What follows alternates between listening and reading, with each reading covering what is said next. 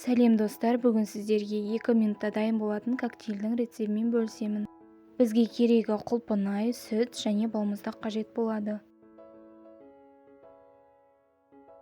Арнайы ыдысымызға құлпынайды, үстіне балмұздағымызды салып, сүтімізді құйып, барлығын жақсылап араластырып шығамыз.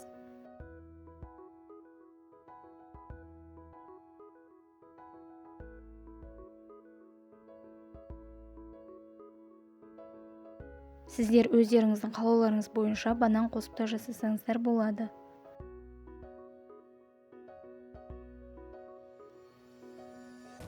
Осылай блендердің көмегімен езіп шығамыз 2-3 минуттай.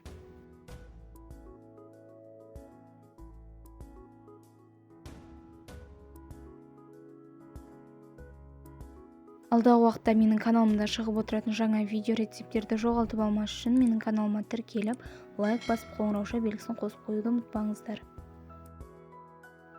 Біздің коктейліміз дайын, міндетті түрде менің рецептіме жасап көріңіздер, өте дәмді болып шықты.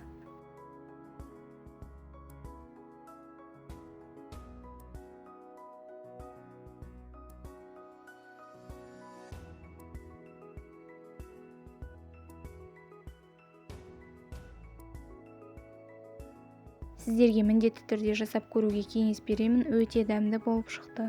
Егер сізге менің видеом ұнаған болса, міндетті түрде лайк басып, каналыма тіркеліп кетуді ұмытпаңыздар. Сіздермен болған Жансая.